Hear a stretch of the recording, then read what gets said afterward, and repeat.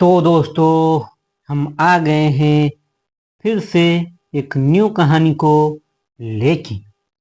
तो दोस्तों, आज की कहानी है शेर और लोमड़ी की कहानी। बहुत समय पहले की बात है। एक घने जंगल में एक बलवान और घमंडी शेर रहता था। शेर जंगल का राजा था और अपनी ताकत पर बहुत घमंड करता था।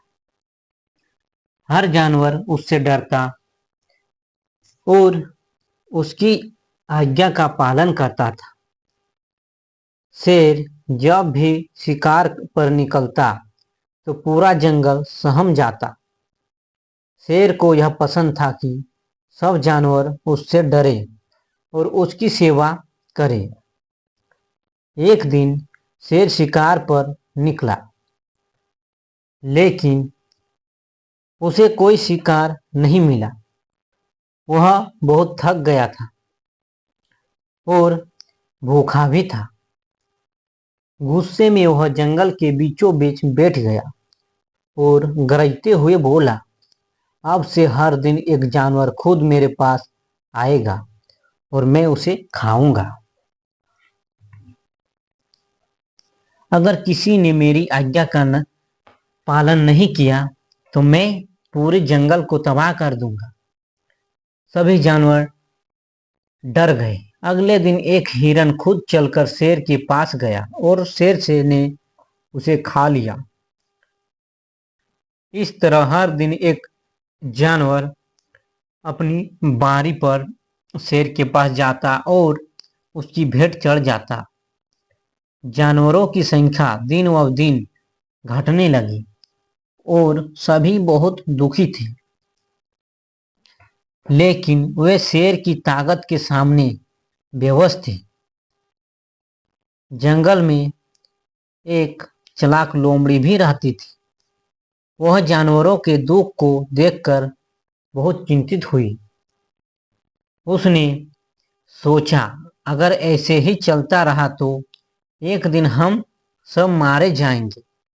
कोई तो इस शेर के घमंड को तोड़े। लोमड़ी ने एक योजना बनाई।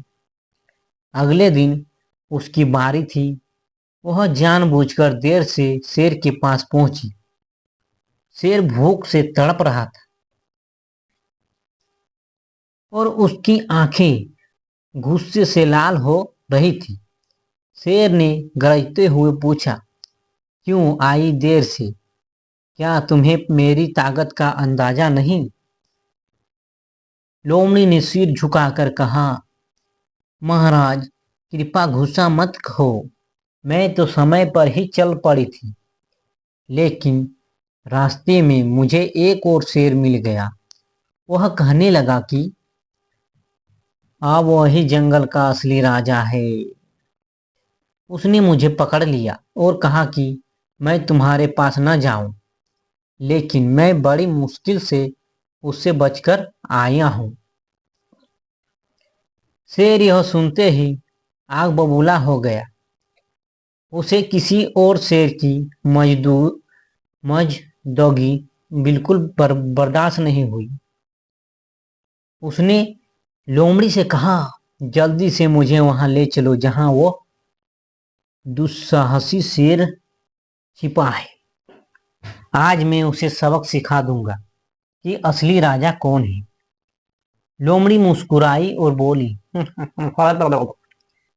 ठीक है महाराज, मेरे पीछे आइए। लोमड़ी शेर को एक गहरे कुएं के पास ले गई। यह एक पुराना कुआं था जिसमें साफ पानी भरा हुआ था।